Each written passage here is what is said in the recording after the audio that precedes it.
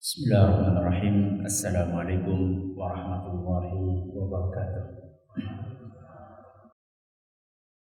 Alhamdulillahirabbil alamin wa bihi nasta'inu ala umuri dunya waddin. Wassallallahu ala nabiyyina Muhammadin wa ala alihi washabbihi ajma'in. Amma ba'd.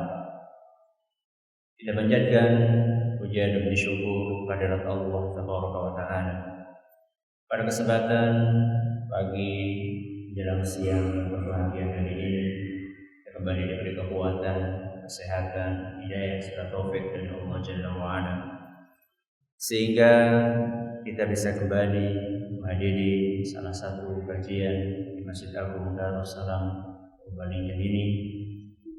Kita berharap semoga Allah Tabaraka wa Ta'ala berkenan untuk melimpahkan kepada kita semuanya ilmu yang bermanfaat, sehingga bisa kita amalkan sebagai bekal untuk menghadap kepada Allah Jalla wa Ala. Amin ya rabbal alamin. Salawat dan salam semoga senantiasa tercurahkan kepada junjungan kita Nabi besar Muhammad sallallahu alaihi wasallam, kepada para sahabatnya, keluarganya, dan umatnya yang setia mengikuti tuntunannya hingga akhir nanti. Judul pengajian kita pada kesempatan kali ini adalah jernihnya hidup dengan Al-Quran dan Sunnah. Kalau ada istilah Al-Quran dan Sunnah, yang dimaksud dengan Sunnah di sini apa? Kalau ditinggalkan tidak apa-apa, kalau dikerjakan dapat pahala. Iya. Apa maksudnya sunnah di sini? Hadis Nabi Sallallahu Alaihi Wasallam. Karena sunnah itu definisinya macam-macam. Ya. Ada menurut ulama fikih. Kalau menurut ulama fikih ya tadi itu puasa sunnah, sholat sunnah, kemudian umroh sunnah, yang kalau dikerjakan orang dapat pahala, kalau ditinggalkan tidak berdosa. Itu menurut definisi ulama fikih. Kalau menurut definisi ulama hadis, sunnah itu ya hadis Nabi Sallallahu Alaihi Wasallam. Makanya kalau ada istilah Quran dan Sunnah, itu maksudnya Quran dan hadis Nabi Sallallahu Alaihi Wasallam. Saya akan memberikan sebuah ilustrasi kepada jamaah sekalian. Gambar apa ini? Sawah. Di rumah jenengan ada kayak gini kan? Ada. Gimana rasanya tinggal di tengah-tengah atau berdiri di tengah-tengah hijaunya sawah seperti itu? Gimana? Enak? Nyaman? Rasanya itu ingin berlama-lama di lingkungan seperti itu. Karena hawanya sejuk, udaranya bersih. Coba bandingkan antara ini dengan ini. Gimana ini? Polusi. Saya yakin jenengan suruh tinggal di situ, saya yakin nggak akan betah. Karena sumpek.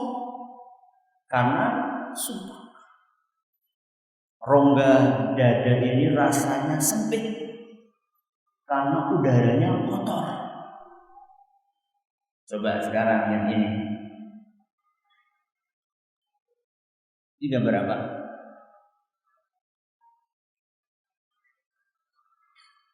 Gambar apa ini? Telaga. Telaga apa? Tidak tahu telaga apa ini. Saya nyari aja di internet. Air yang sangat jernih. Kalau suruh renang di situ gimana rasanya? Enak. Karena airnya masih jernih. Coba kalau suruh renang di sini, gimana? Mau nggak? Nggak mau. Itulah kira-kira ilustrasi antara orang yang hidup dengan Al-Quran dan Sunnah dengan orang yang hidup tidak dengan Al-Quran dan Sunnah.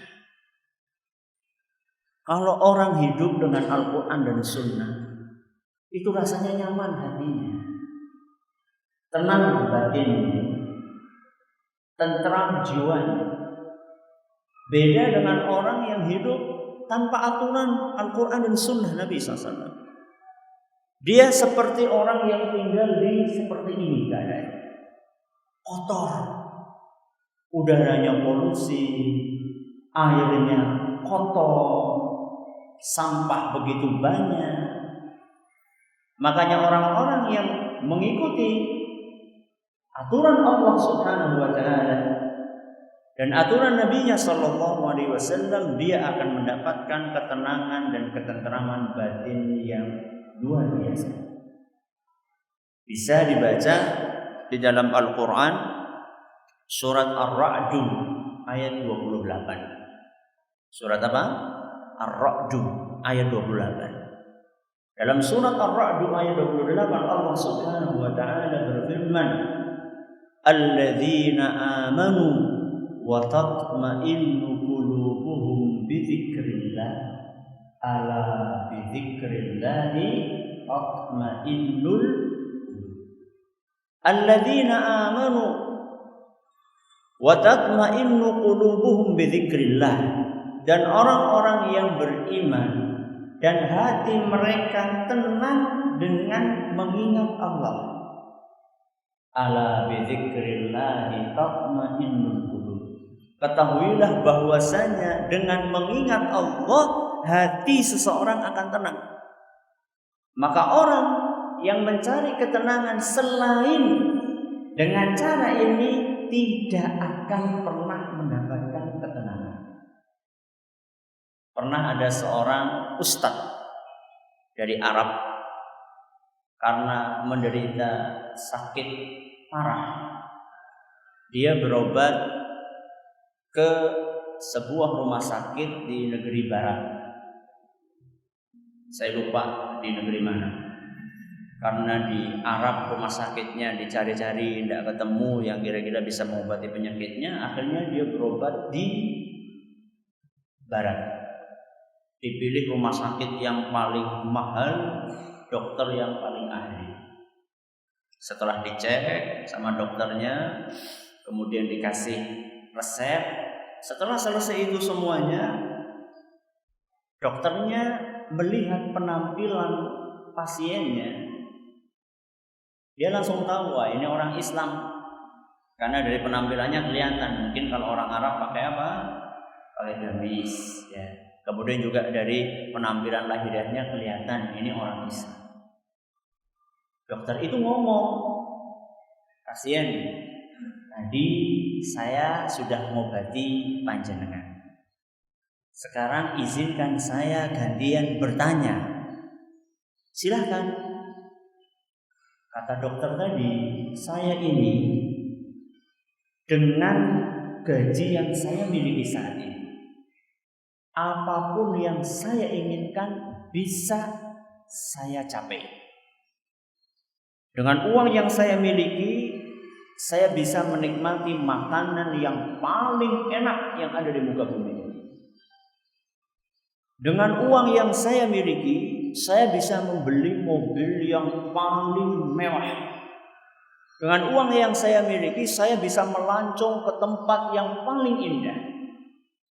Pendek kata, harta yang saya miliki ini bisa merealisasikan setiap keinginan saya.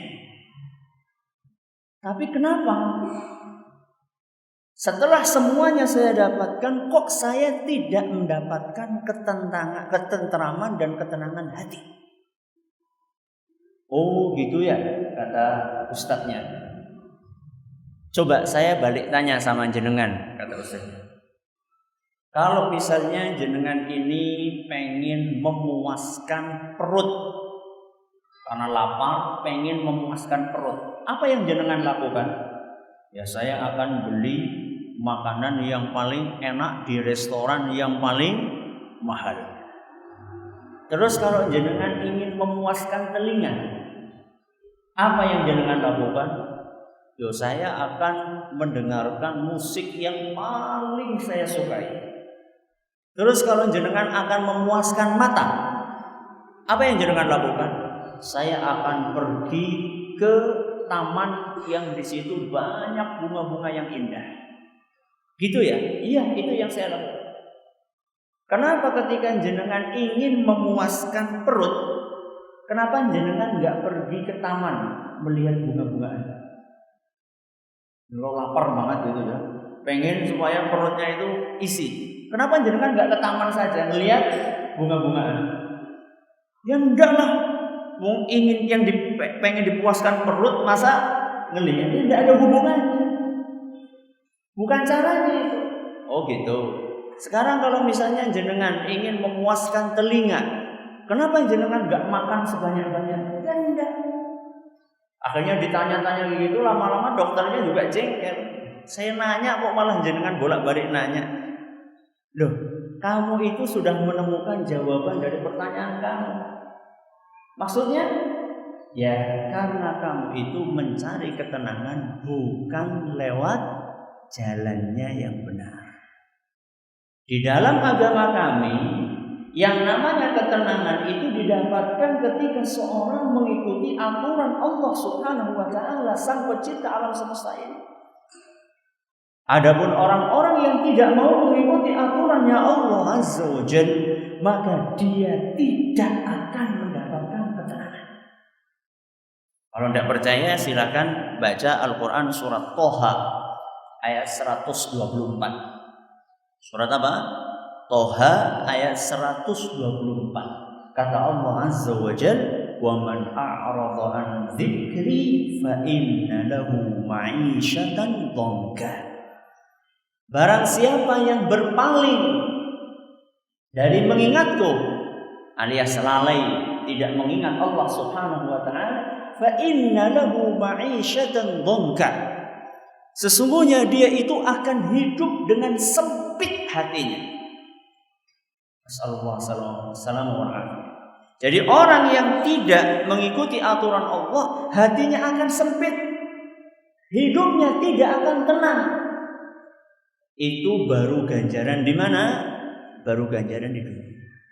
Di akhiratnya, kata Allah Subhanahu wa taala, "Wa nahsyuruhu yaumal qiyamati a'ma." Dan pada hari kiamat nanti kami akan kumpulkan mereka dalam keadaan buta. Buta berarti tidak apa? Tidak melihat.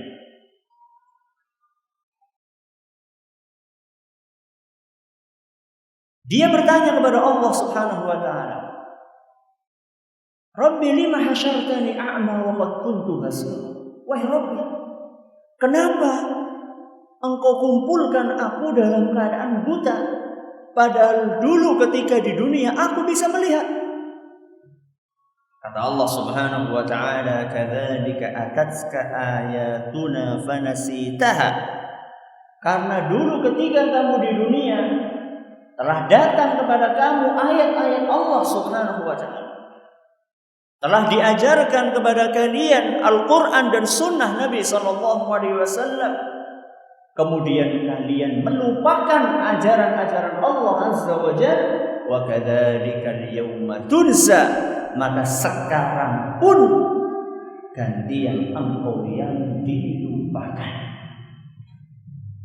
Maka kalau misalnya seorang ingin mendapatkan ketenangan hati, ingin hidup dengan jernih, maka tidak ada cara lain kecuali mengikuti aturan yang sudah digariskan oleh Allah dan oleh Nabi-Nya Muhammad sallallahu alaihi wasallam. Hanya itu jalan satu-satunya. Kenapa Ustaz? Karena Allah Azza wa Jalla adalah zat yang maha mengetahui yang terbaik untuk manusia. Tidak ada yang lebih tahu tentang sesuatu yang terbaik untuk manusia kecuali yang menciptakan manusia tersebut. Siapa? Allah Subhanahu wa taala. Yang paling paham tentang motor siapa? Yang bikin motor. Yang paling paham tentang manusia, yang menciptakan manusia. Maka kalau misalnya ada orang ingin mendapatkan ketenangan batin di dunia, ingin hidup dengan jernih di dunia, maka tidak ada cara lain kecuali dia berusaha untuk bertotalitas di dalam memegang aturan Allah dan Rasulnya Sallallahu Alaihi Wasallam. Makanya di dalam Al-Quran surat Al-Baqarah ayat 208 Allah Subhanahu wa taala berfirman, ya ayyuhalladzina amanu dukhulu fis-silmi kaffah.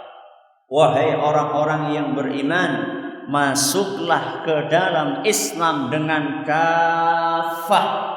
Apa kafah? Seluruhnya. Apa maksudnya seluruhnya? Jadi mulai kang sikil nanti, mulai dari kepala sampai kaki masuk semuanya plus gitu maksudnya.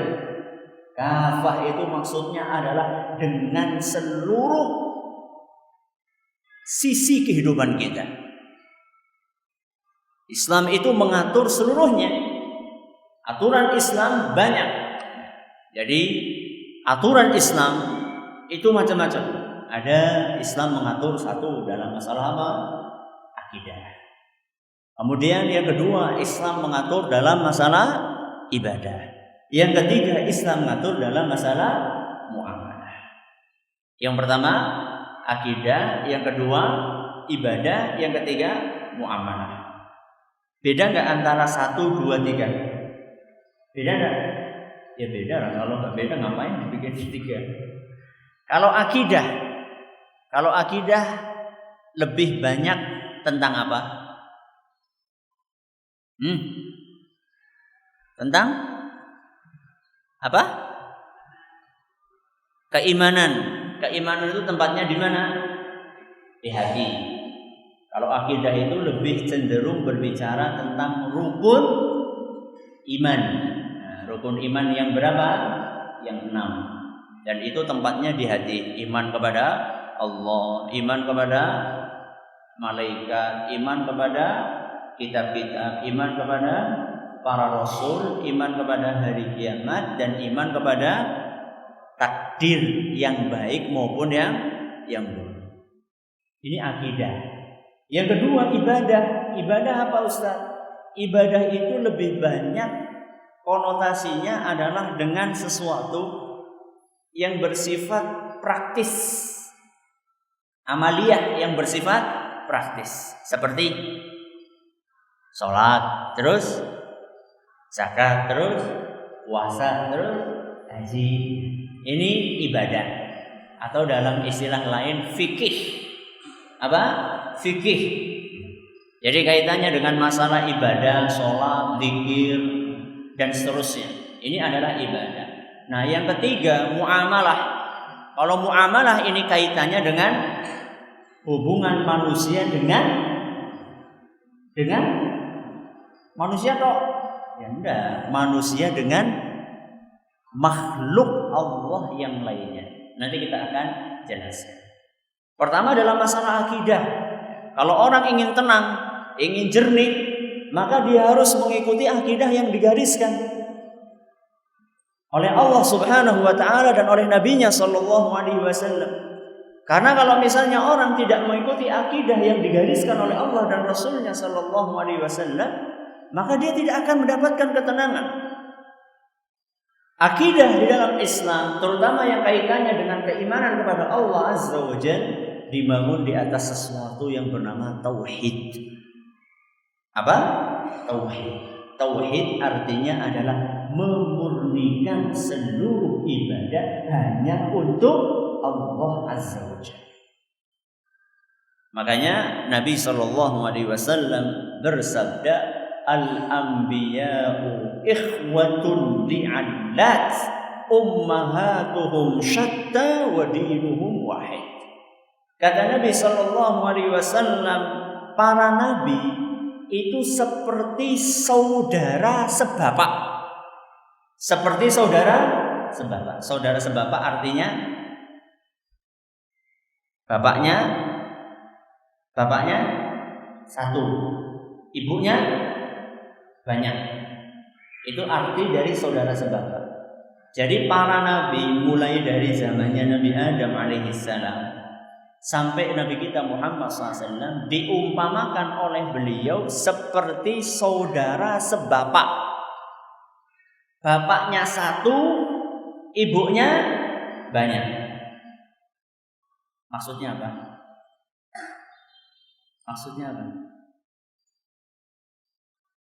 Ibunya Nabi Muhammad siapa? Siapa ibunya Nabi Muhammad? Hah?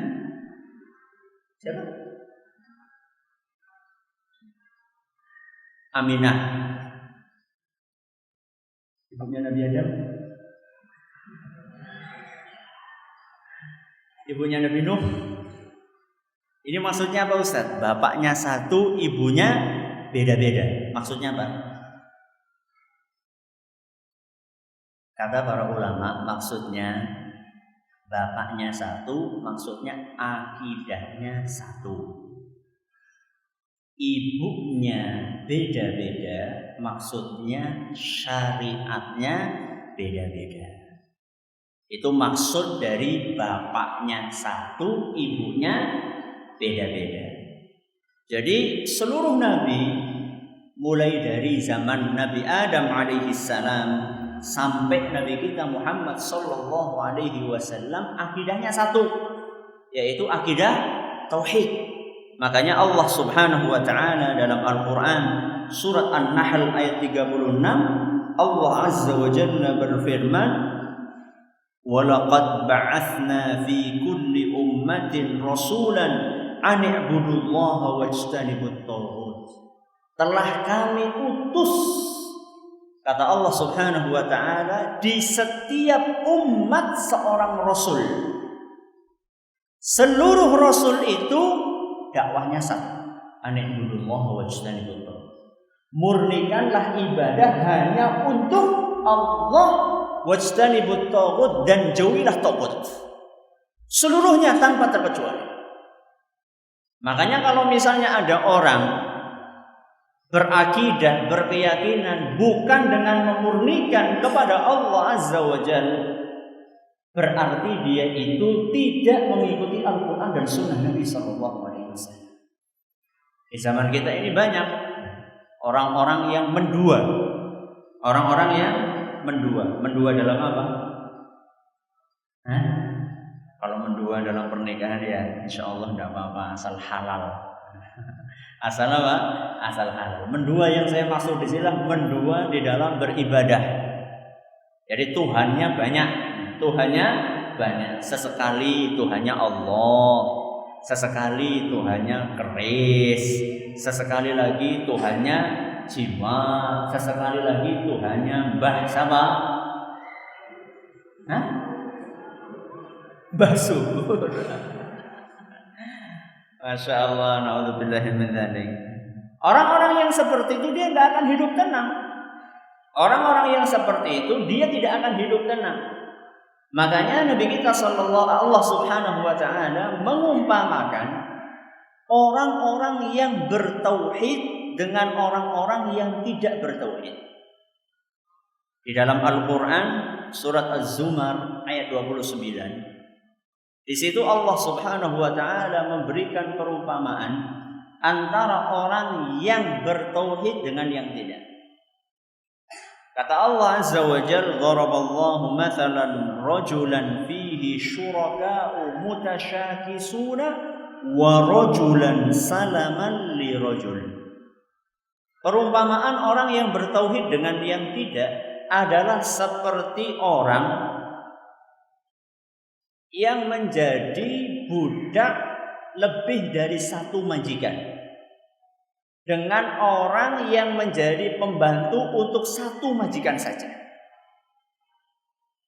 Jadi orang yang tidak bertauhid seperti pembantu punya 5 majikan misalnya, sedangkan orang yang bertauhid seperti pembantu yang punya 1 majikan. Enak mana? Enak yang mana? Enak yang tidak jadi pembantu. Tapi ini masalahnya harus penghambaan kita kepada Allah Subhanahu wa taala harus. Nah, sekarang enak mana antara yang menghambakan kepada satu dengan yang menghambakan kepada lebih dari satu? Ya jelas lebih enak menghambakan kepada satu. Sekarang ada pembantu punya 5 majikan. Majikan pertama, sirami tandurannya disirami. Nembe arep nyirami, majikan yang kedua manggil, bocah diantar mengendi mau sekolah. Nembe arep njukut motor untuk nganter anak ke sekolah. Majikan ketiga manggil, ini pergi ke pasar tuh iwak asin. Bingung mana yang harus didahulukan? Majikan pertama didahulukan, majikan kedua akan marah. Majikan yang kedua didahulukan, majikan yang ketiga akan marah. Repot. Tapi kalau misalnya orang hanya menjadi pembantu untuk satu majikan saja, maka hidupnya akan tenteram, akan nyaman. Itulah agama tauhid. Silakan dibaca dalam Al-Quran surat Az-Zumar ayat berapa? Ayat 29. Ini dalam masalah akidah. Berikutnya dalam masalah ibadah. Prinsipnya di dalam agama kita, dalam masalah ibadah ataupun yang lainnya, prinsipnya kita sebagai umat Islam itu cukup menerima jadi. Cukup menerima jadi aturan agama. Tidak perlu kita itu membuat sendiri. Jadi gak usah repot-repot bikin aturan sendiri, enggak. Di dalam agama kita itu yang namanya ibadah semuanya sudah diatur tata caranya di dalam Al-Quran dan Sunnah Nabi SAW. Maka tidak perlu berinovasi. Kalau mau inovasi itu tempatnya di mana? Apa? Di mana? Di pasar. Kalau mau inovasi itu tempatnya bukan dalam masalah agama. Kalau masalah agama kita itu diperintahkan untuk sami'na wa ata'na. Loh, berarti umat Islam itu nggak boleh inovatif, Ustaz? Boleh. Tapi dalam hal apa? Umat Islam boleh inovatif dalam perkara duniawi. Makanya dalam Sahih Muslim ketika Nabi SAW datang ke kota Madinah, saat itu orang-orang di Madinah mereka rata-rata petani kurma. Kurma tidak akan berbuah kalau tidak dikawinkan antara yang jantan sama betina. Ketika Nabi SAW sampai di kota Madinah, melihat para sahabatnya pada mengawinkan, repot. Ambil putik jantan, kemudian dikawinkan, ditaruh ke putik betina. Nabi melihat kok repot sekali. Akhirnya Nabi berkata, gak usah dikawinkan saja, biarkan saja. Para sahabat mengira itu wahyu dari Allah Azza wa Jalla. Akhirnya mereka nggak kawinkan. Tahun itu tidak dikawinkan antara kurma jantan sama kurma betina. Subhanallah, apa yang terjadi? Yang terjadi gagal panen. Kurmanya tidak berbuah. Kalaupun berbuah kecil-kecil, kering-kering. Akhirnya para sahabat mereka datang kepada Nabi SAW. Ya Rasulullah, Engkau memberikan nasihat kepada kami supaya tidak mengawinkan kurma. Nah sekarang akibatnya malah seperti ini, wahai Rasul. Kami gagal panen. Apa kata Nabi SAW? Antum a'lamu bi umuri dunyaku. Kalian wahai umatku lebih paham masalah duniawi kalian. Jadi kita itu diperintahkan untuk berinovasi dalam perkara duniawi. Silahkan dalam perkara duniawi berinovasi, silahkan, selama tidak menabrak rambu-rambu syariat. Tapi kalau dalam masalah agama jangan berinovasi. Sekarang justru yang ada kebalikannya. Iya benar? Iya, orang Islam kalau suruh berinovasi dalam bikin ibadah itu pinternya pol, kreatif sekali. Sing jenengane gawe wirid, gawe hizib itu wah itu kreatifnya pol. Tapi kalau dalam masalah duniawi gimana? Cuma ngekor orang-orang barat saja. Coba sekarang mana orang Islam bikin HP? Ada nggak orang Islam bikin HP? Nah, rata-rata orang Islam terima jadi dari mana? Ya dari mana lagi kalau bukan dari negara-negara non-Muslim? Justru dalam perkara duniawi yang kita disuruh berinovasi, kita tidak berinovasi. Dalam perkara agama yang kita tidak boleh berinovasi, malah kita berinovasi. Itu namanya kepala dijadikan kaki, kaki dijadikan kepala. Maka berhati-hatilah. Di dalam agama kita, dalam beribadah kita cukup menerima jadi. Dan ini kalau misalnya kita jalankan, hidup kita akan tenang. Karena yang namanya ajaran Islam adalah merupakan ajaran yang sangat mudah. Makanya dalam Al-Quran surat Al-Baqarah ayat 185 Allah subhanahu wa ta'ala berfirman, yuridullahu bikumul yusra wa la yuridu bikumul usra. Sesungguhnya Allah subhanahu wa ta'ala menginginkan kemudahan untuk kalian dan tidak menginginkan kesulitan. Jadi secara asal ajaran agama kita itu mudah. Makanya kalau orang tidak bisa sholat sambil berdiri, dia boleh sholat sambil duduk. Tidak bisa sholat sambil duduk, dia boleh sholat sambil berbaring. Tidak bisa sholat sambil berbaring, dia bisa sholat sambil apa? Isyarat. Isyarat itu pakai apa? Isyaratnya pakai apa? Pakai mata, sama pakai jari. Gimana isyarat pakai jari? Hah? Rukuk kayak gini gitu. Iya. Sujud gimana sujud? Sujud gini. Enggak, namanya isyarat. Isyarat itu ya sekedar digerakkan saja. Maksud dari isyarat itu cukup digerakkan. Jadi misalnya kita takbiratul ihram, ya, Allahu Akbar. Jadi hanya sekedar digerakkan sedikit saja. Namanya juga isyarat. Kalau pakai mata bagaimana Ustaz? Kedip. Berarti ya sulit banget ya Ustaz antara takbiratul ihram sama ruku orang bisa kedip-kedip ke priwe. Ya boleh, kedip di dalam itu boleh. Cuman kan niatnya apa? Ya. Kalau kedip pertama kali itu takbiratul ihram. Tapi kemudian di tengah-tengah pengen kedip ya enggak apa-apa, tapi kan niatnya bukan untuk gerakan. Niatnya adalah kedip biasa. Maka jangan sampai nanti Ustaz nanti abang banget gitu.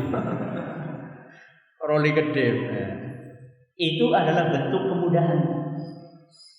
Makanya kalau misalnya sudah dikasih kemudahan seperti itu, kok ora sholat juga gue jenengane kebangetan.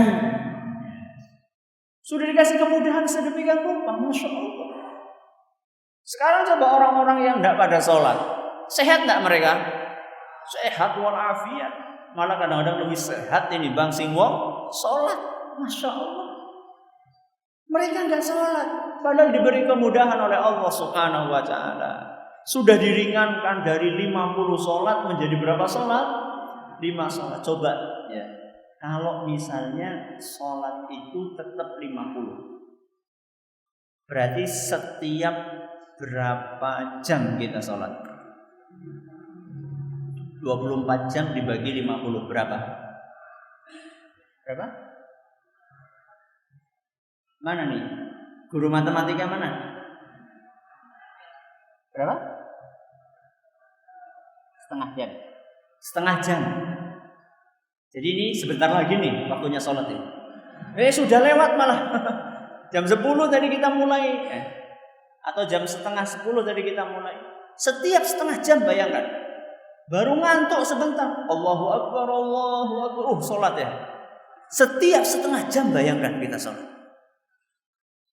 Sudah dikasih keringanan sama Allah Subhanahu wa ta'ala. Jadi 5. Kok masih belum sholat juga? Gue jenengane kebangetan. Kemudian berapa menit sih sholat? Berapa menit sholat? Jenengan berapa menit sholat biasanya? 10 menit? Masya Allah. Suwe teman sholatnya. Ya tergantung Ustaz, kalau sholatnya di masjid ya banyak, lama. Kalau sholatnya sendirian di kamar ya patas, kilat khusus. Coba kalau misalnya kita sholat 10 menit katakanlah, kemudian kita kalikan 5, berarti berapa menit? 50 menit, nggak nyampe 1 jam. Jadi kita cuma dimintai sama Allah dari 24 jam cuma dimintai 50 menit. Kok nggak ngasih? Itu namanya orang yang super pelit. Sudah dikasih waktu sama Allah Subhanahu wa taala 24 jam. Diminta sama Allah 50 menit. Coba kamu selama 50 menit ini kamu sempatkan diri kamu untuk sholat. Kok tidak mau? Itu super pelit. Bukan hanya pelit, itu pelit kuadrat. Maka kita harus perhatikan dalam beribadah, kita perlu mengikuti aturan Al-Quran dan Sunnah Nabi SAW. Dan mesti kalau kita mengikuti aturan Nabi mesti enak dan gampang. Tidak seperti orang-orang yang bikin aturan-aturan beribadah, aturan sendiri. Orang yang bikin zikir ribuan kali. Jadi baca ya Latif, ya Latif, ya Latif, baca 3.333 kali. Engkau bisa ngilang 3.333 kali. Wah, kesel banget itu. Dalam agama kita mudah sekali. Habis sholat baca subhanallah berapa kali? 33. Alhamdulillah 33. Allahu Akbar 33. Di dalam riwayat lain ada yang lebih ringan lagi, bukan 33. Berapa? 10 kali. Ada hadisnya. Jadi kalau habis sholat itu bisa baca subhanallah, alhamdulillah, Allahu Akbarnya bisa masing-masing 33, bisa masing-masing 10. Alhamdulillah, dua ilmu anyar. Pokoknya mulai siki 10 banget. Ya jangan. Wallahu a'lam ya. Wallahu a'lam. Mungkin itu ngelihat situasi dan kondisi. Kadang-kadang kan kita ada tergesa-gesa. Ada suatu saat kita itu banyak kerjaan sehingga harus cepat-cepat untuk keluar. Ya mungkin satu kita pakai yang berapa? Yang 10. Tapi kalau misalnya tidak ada pekerjaan yang mendesak, yo nyong duwe warung, ya saben dina nang warung nek kowe jenengane. Ya adalah saatnya kita itu 33. Kita wirid, zikir. Pendek kata, kalau misalnya kita mengikuti Al-Quran dan Sunnah Nabi SAW di dalam beribadah kepada Allah Subhanahu wa Ta'ala, maka kita akan hidup dengan nyaman. Ini dalam masalah ibadah. Yang terakhir dalam masalah muamalah. Muamalah ini tadi kita katakan muamalah itu dengan sesama makhluk. Teman kita di dunia, teman kita di dunia dalam muamalah makhluk macam-macam. Yang pertama manusia, terus binatang, terus tumbuhan, terus jin. Berarti ada berapa? Ada 4. Ya, muamalah dengan sesama manusia, kemudian dengan binatang, kemudian dengan tumbuhan, kemudian dengan jin. Yang paling banyak itu dengan manusia, makanya kita undur nanti. Kita mulai dengan yang kedua dulu, dengan binatang. Dalam Al-Quran dan Sunnah Nabi SAW diatur bagaimana seharusnya kita itu berinteraksi dengan binatang. Banyak hadis-hadis yang berbicara masalah itu. Di antaranya Allah Subhanahu wa Ta'ala, Nabi Muhammad SAW bersabda, "Innallaha katabal ihsana ala kulli syai'." Sesungguhnya Allah Subhanahu wa Ta'ala mengharuskan kita berbuat baik di dalam segala sesuatu. Fa idza qataltum fa ahsinul qitlah, seandainya kalian ingin membunuh, bunuhlah dengan cara yang baik. Jadi kalau misalnya jenengan terpaksa akan bunuh, bunuhlah dengan cara yang baik. Wa idza dzabhtum fa ahsinud dzibh, seandainya kalian ingin menyembelih, sembelihlah dengan cara yang baik. Menyembelih itu kan akan menghabisi nyawa binatang. Sampai akan menghabisi nyawa binatang saja kita diperintahkan untuk dengan cara yang baik. Bagaimana caranya? Wal yuhidda ahadukum syafratahu, hendaklah kalian itu mengasah pisaunya. Jangan sampai nyembelih ayam tapi pisaunya kok ketul, osrok. Ora tugel-tugel dene ya. Suwe ketlek. Jangan, itu tidak boleh. Disuruh menajamkan pisau. Wal yurih dzabihatahu, hendaklah dia itu merilekskan hewan yang akan disembelih, dibikin supaya tenang. Caranya bagaimana Ustaz? Macam-macam. Di antara caranya kalau nyembelih itu jangan menyembelih di hadapan teman-teman yang akan disembelih. Nah, biasanya kan tukang jagal yang tidak pakai ilmu, tukang jagal yang tidak paham agama, tidak peduli masalah itu. Jadi ada sapi 10 seret, cukup siji sembelih ngarepan sana seret. Geleng nggih kancane. Itu namanya tidak merilekskan, tidak menenangkan, malah bikin jantungan. Sapinya mati 2 kali tuh. Pertama mati jantungan, yang kedua mati disembelih. Wal yurih dzabihatahu, hendaklah dia itu menenangkan, merilekskan hewan yang akan disembelih. Maka ini kalau nanti pas Idul Adha, ya, hati-hati. Kalau mau nyembelih, tempat penyembelihan sama tempat nunggu, ruang tunggunya itu dibedakan. Jadi ruang tunggunya sapi di sebelah sana, nyembelihnya sebelah sini. Jangan di hadapan sapi tersebut. Juga kalau kambing, ya, kambing ketika akan merubuhkannya pelan-pelan, jangan dibanting, blek. Kecuali kalau misalnya sapi mungkin agak sulit ya. Tapi kalau kambing kan gampang, tinggal dipegang kaki depan digabungkan, kaki kiri digabungkan, jatuhkan pelan-pelan, sembelih, seret. Pernah nyembelih enggak? Gimana ini belum pernah nyembelih? Latihan ya. Latihan. Sebelum sapi ya kambing dulu, sebelum kambing ayam dhisik ya. Latihan ya, sehingga kita tahu cara menyembelih menurut aturan Nabi. Ini dengan binatang, dengan tumbuhan banyak juga. Di antaranya Nabi kita Muhammad SAW memotivasi kita untuk memperhatikan tumbuhan. Kata Nabi SAW, "Ma min muslimin yaghrisu gharsan aw yazra'u zar'an."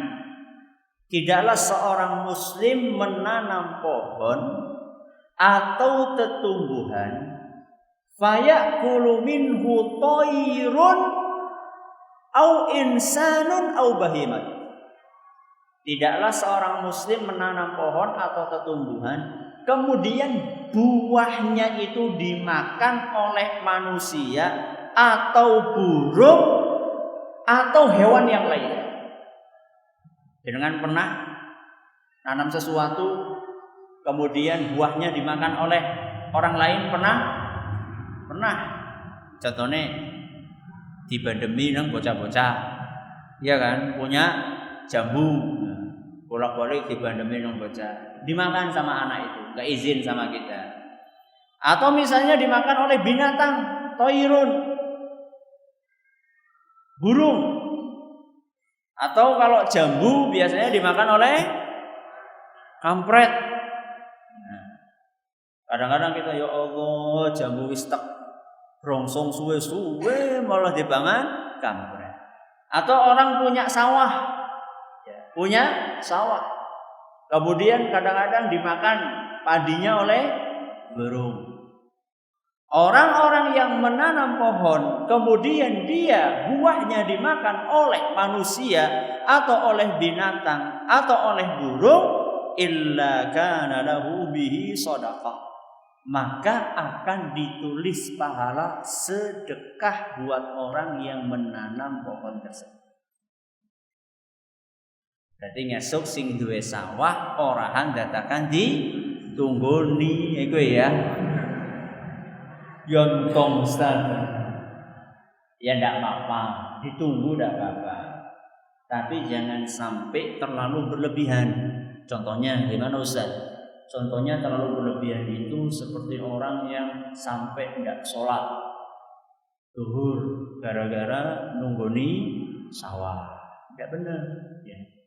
Jadi ya katakanlah jenengan itu waktunya zuhuran. Katakanlah itu sedekahnya jenengan.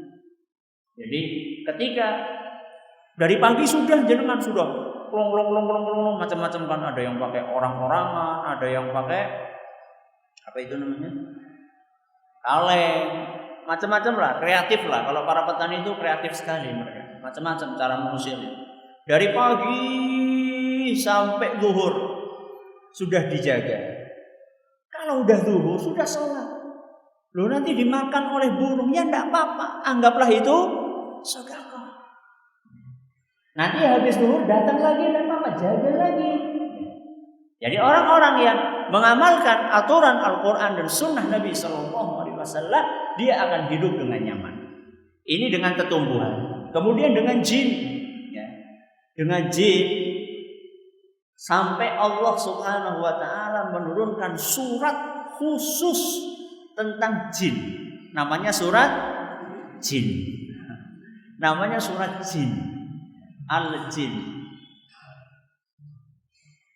Di dalam ayat 6 di dalam surat Al-Jin disebutkan di antara aturan kita bermuamalah dengan jin. Disebutkan di situ wa annahu kana rijalun minal insi ya'udzuna birijalin minal jinni fazaduhum rahaqa. Di antara aturan antara manusia dengan jin, kita sebagai manusia tidak boleh minta perlindungan kepada jin. Itu dalam Al-Quran surat Al-Jin ayat berapa tadi? 6. Kalau kita minta perlindungan kepada jin, fazaduhum rahaqa, maka justru jin itu akan semakin memberatkan kita. Kalau tidak percaya, aja jajal.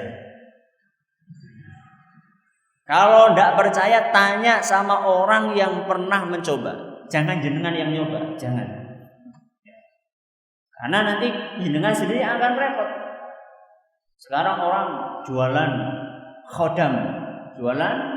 Khodam itu bahasa Arab yang artinya kurang lebih pembantu. Pembantu dari jin. Macam-macam, ada tuyul. Kucing biasanya jere kon golek apa? Duit. Terus ada apa lagi? Ada apa lagi? Apa? Gak tahu saya nama-nama jin. Belum pernah ketemu, tatap muka belum pernah.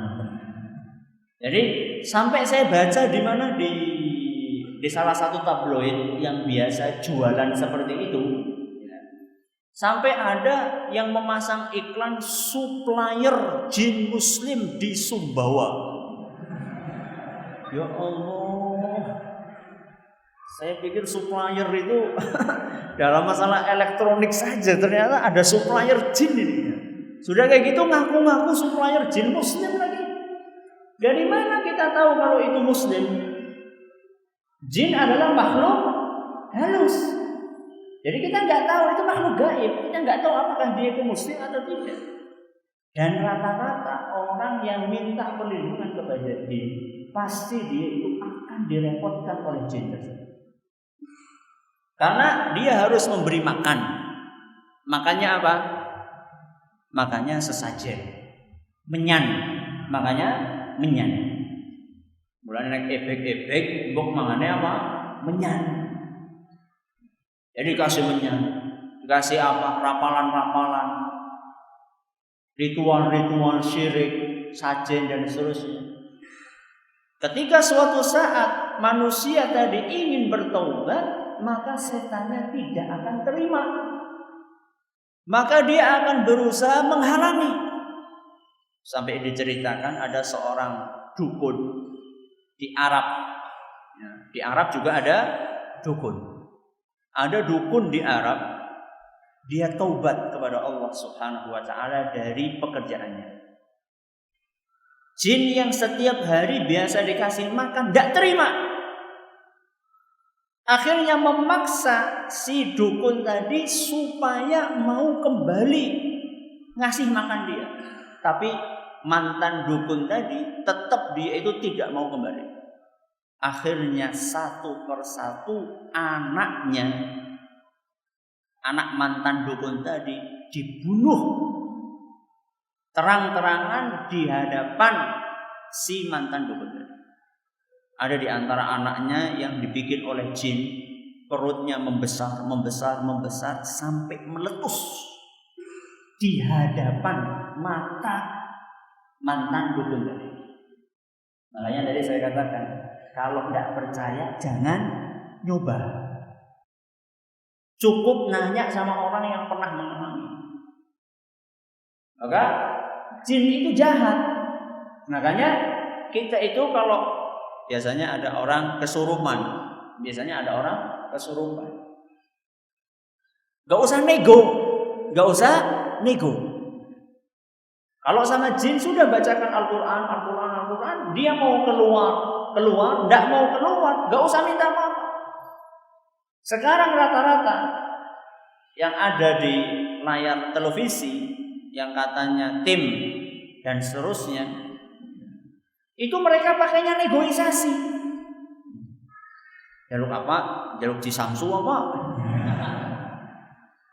Apa jaluk Tegan? Apa jaluk apa? Dipenuhi, tidak boleh seperti itu. Yang ada sama jin adalah bacakan Al-Quran. Kamu gak mau keluar, saya akan bacakan Al-Quran. Kalau kamu ingin keluar, silahkan keluar. Itu seperti itu. Karena apa? Karena jin itu tempatnya bukan di dalam tubuh manusia. Nah, ini kaitannya dengan makhluk yang lain.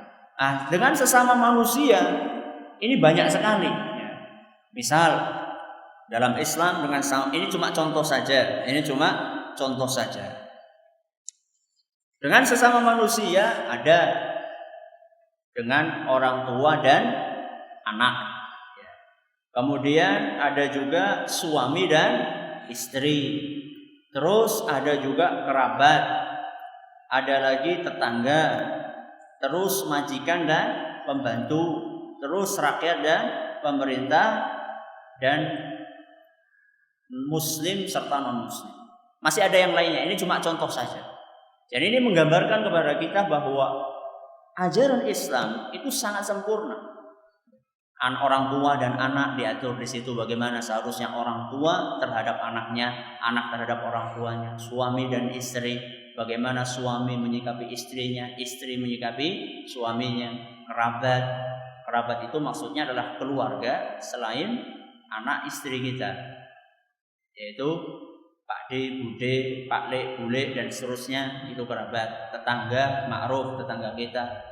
Antara majikan dan pembantu juga jelas. Antara rakyat dan pemerintah itu juga dijelaskan bagaimana cara bersikap. Bahkan sampai non-muslim pun dijelaskan di dalam agama kita bagaimana cara kita bersikap kepada mereka. Dan ini kalau kita kupas, waktunya nggak akan cukup. Makanya kita akan bawakan beberapa contoh saja. Misalnya antara orang tua dan anak. Di dalam Islam aturannya orang tua punya kewajiban untuk mendidik anak. Makanya Nabi SAW berkata, kullukum ra'in wa kullukum mas'ulun an ra'iyatih. Masing-masing dari kalian itu penanggung jawab dan akan ditanya di sisi Allah tentang amanah yang Allah bebankan kepada dia. Kita sebagai orang tua adalah penanggung jawab buat anak-anak kita, buat istri kita. Nah, kita sebagai orang tua punya tanggung jawab mendidik anak. Apakah ketika kita mendidik anak itu hanya untuk keuntungan si anak saja? Ini yang kadang-kadang disalahpahami oleh sebagian orang tua. Seneng temen jadi bocah, kene sing golek duit kono sing mangan tok. Padahal sebenarnya hubungan antara orang tua dengan anak adalah hubungan simbiosis mutualisme. Apa simbiosis mutualisme? Hubungan yang saling menguntungkan. Jadi ketika orang tua mendidik anak, itu yang diuntungkan bukan cuma si anak, orang tua juga akan diuntungkan. Diuntungkan di dunia dan diuntungkan di mana? Di akhirat. Di dunianya dia akan diuntungkan, anaknya akan berbakti kepada orang tuanya. Betapa banyak anak-anak yang sekarang durhaka kepada orang tuanya ketika orang tuanya sedang sangat membutuhkan bantuan dari anaknya, justru anaknya itu mencampakkan orang tuanya di mana? Di panti jompo. Na'udzubillahi min dzalik. Yaitu hasil dari pendidikan orang tuanya. Makanya ketika kita ini mendidik anak kita, ketahuilah bahwa kita akan diuntungkan di dunia dan di akhirat. Di akhirat keuntungannya banyak sekali, pahala. Anak yang mendoakan orang tuanya. Kata Nabi sallallahu alaihi wasallam, "Idza matal insanu inqata'a anhu 'amaluhu illa min thalathin." Manusia kalau mati semuanya akan putus kecuali berapa? 3. Salah satunya adalah anak soleh yang mendoakan. Enak sekali kita di kuburan yang sempit, yang gelap, ditemani oleh binatang-binatang tanah. Tahu-tahu anak kita tidak lupa untuk mendoakan orang tuanya, Allahumma ghfir li wa liwalidayya warhamhuma kama rabbayani shaghira. Kuburan yang sempit Allah luaskan. Kuburan yang gelap Allah bikin terang.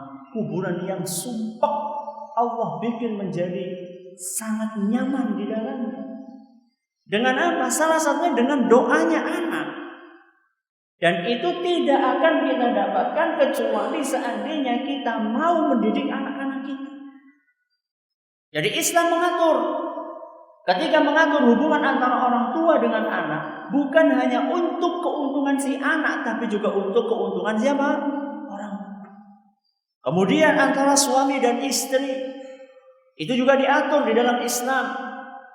Kalau orang ingin rumah tangga yang berhasil, maka dia perlu adanya saling mendukung di antara suami dan istri. Keberhasilan rumah tangga itu bukan hanya pekerjaannya suami tok atau pekerjaannya istri tok. Makanya beberapa saat yang lalu di desa mana kemarin ya, saya berbicara masalah suami istri itu. Desa mana? Bojong. Di desa Bojong. Di situ saya sebutkan 4 saling yang akan menjadikan rumah tangga sukses. Yang pertama, saling memahami kelebihan dan kekurangan antara suami istri. Yang pertama, saling memahami kelebihan dan kekurangan. Dengan kalau rumah tangga itu jangan cuma melihat kekurangannya tok. Makanya Nabi SAW mengatakan la yafraq mu'minun mu'minah. Janganlah seorang suami membenci istrinya 100%. Kenapa? In kariha minha khuluqan radiya minha akhar. Karena seandainya suami membenci salah satu sifat yang ada dalam diri istrinya, pasti ada sifat lain yang membuat dia suka. Jadi kalau ingin sukses rumah tangga, jangan cuma melihat sisi kekurangannya saja. Misalnya istri melihat atau suami melihat istrinya, wah bojoku orang pinter masak ya. Orang pinter masak. Ya tidak apa-apa, walaupun istri nggak pinter masak, alhamdulillah dia ini subur misalnya. Subur. Maksudnya subur apa? Subur banyak anaknya. Betapa banyak orang yang menikah tidak dapat anak. Ketika melihat istrinya, oh istri saya kok kurang cantik ya. Ya enggak apa-apa, dia punya kelebihan apa? Misalnya dia penyabar, penyayang misalnya. Sama juga istri melihat suaminya juga seperti itu. Ketika melihat suaminya, kok bojoku ora gagah ya. Orang kayak siapa? Orang kayak Arnold apa? Apa? Schwarzenegger ya. Kok suami saya kerempeng ya? Jangan cuma melihat kekurangannya saja. Dilihat, oh masya Allah, walaupun suami saya ini kerempeng, tapi dia itu adalah tipe suami yang setia kepada istrinya. Betapa banyak suami-suami sing ganteng-ganteng malah jadi selingkuh. Maka jangan bersyukur bu kalau suaminya nggak ganteng, karena nggak akan selingkuh. Sebab nggak ada yang mau. Jadi kita itu melihat jangan cuma kekurangannya saja. Makanya Nabi tadi mengatakan, jangan seorang suami membenci 100% istrinya, karena dia punya kelebihan, punya kekurangan. Ini yang pertama, saling memahami kelebihan kekurangan. Kemudian saling yang kedua adalah saling menunaikan hak dan kewajiban. Istri punya hak, suami punya hak. Istri punya kewajiban, suami punya kewajiban. Kunci keberhasilan rumah tangga adalah ketika masing-masing tahu kewajibannya dan tahu haknya. Masalah kewajiban dan hak ini bisa dibaca dalam Al-Quran surat Al-Baqarah ayat 228. Ayat 228. Kata Allah Subhanahu wa taala, walahunna mithlul ladzi 'alaihinna. Dan para wanita mempunyai hak yang seimbang dengan kewajibannya. Jadi wanita, istri punya hak, dia juga punya kewajiban. Suami juga sama, dia punya hak, punya kewajiban. Maka jangan sampai kita cuma nuntut hak dan tidak memperhatikan kewajiban. Kemudian yang lainnya, saling yang ketiga adalah saling bahu membahu. Ini juga dijelaskan oleh Nabi SAW bahwa beliau kadang-kadang membantu urusan belakang. Dalam hadis Nabi SAW, beliau kadang-kadang membantu urusan belakang. Kata Aisyah radhiyallahu anha, yakhsifu na'lahu wa yakhitu thawbahu wa yarfa'u dalwahu.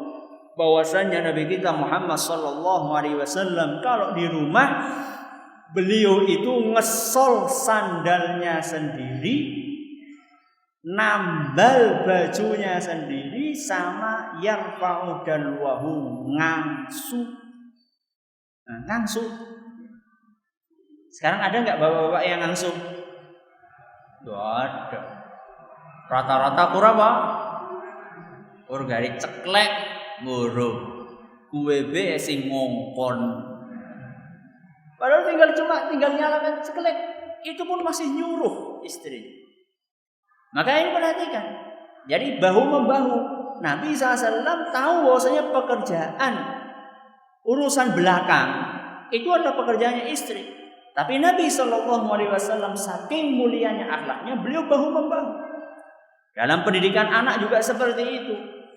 Kemudian saling yang keempat adalah saling menasehati. Kata Nabi SAW, ala wastausu bin nisa'i khairan. Hendaklah kalian itu menasehati dengan baik istri-istri kalian.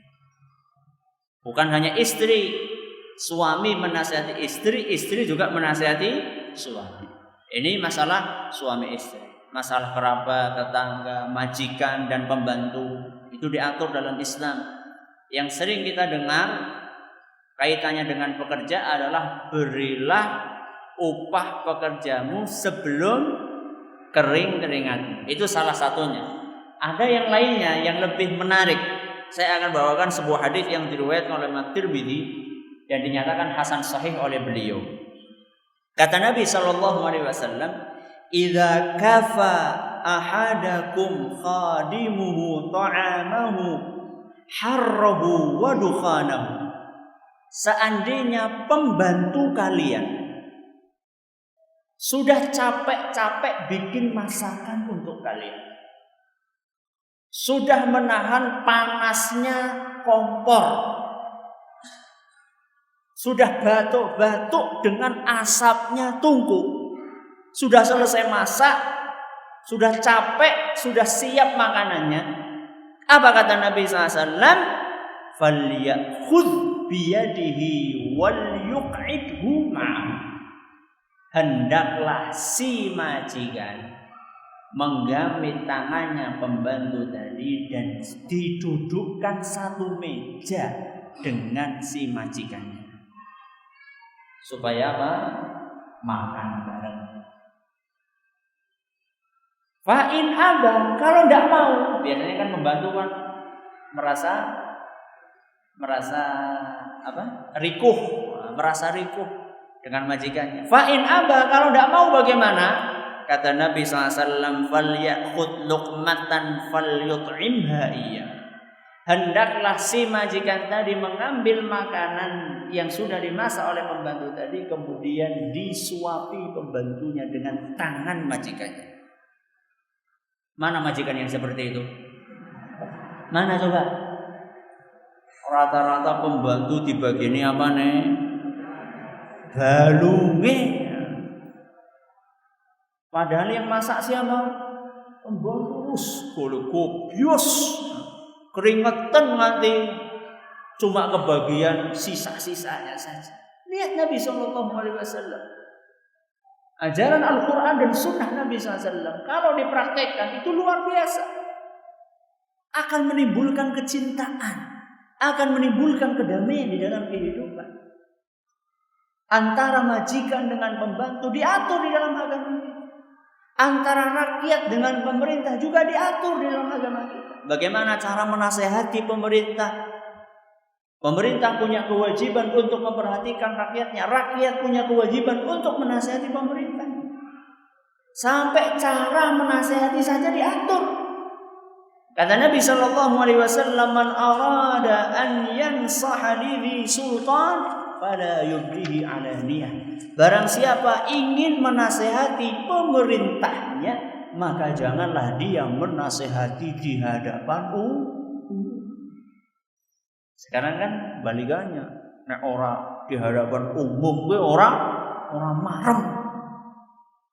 Tidak betul. Nabi SAW mengatakan kalau ingin menasihati pemerintah, berilah nasihat tidak di hadapan umum. Walakin ya'khudhu biyadihi, tapi kalau bisa dia menggamit tangannya. Fa'in qabila minhu fadzaka. Kalau misalnya diterima, ya alhamdulillah. Kalau tidak diterima, ya sudah melakukan kewajiban dia.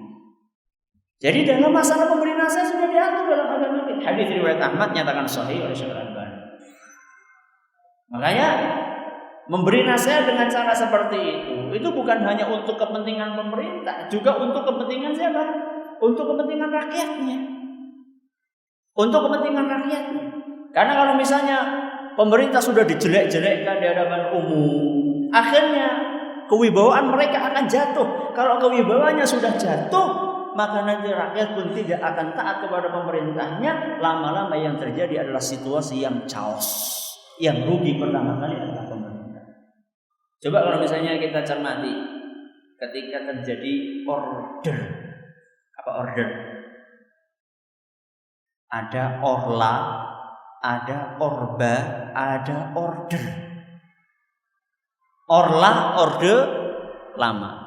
Orba, orde baru. Orde reformasi. Ketika lagi rame-ramenya reformasi, yang paling sulit, yang paling susah siapa? Rakyat atau pemerintah?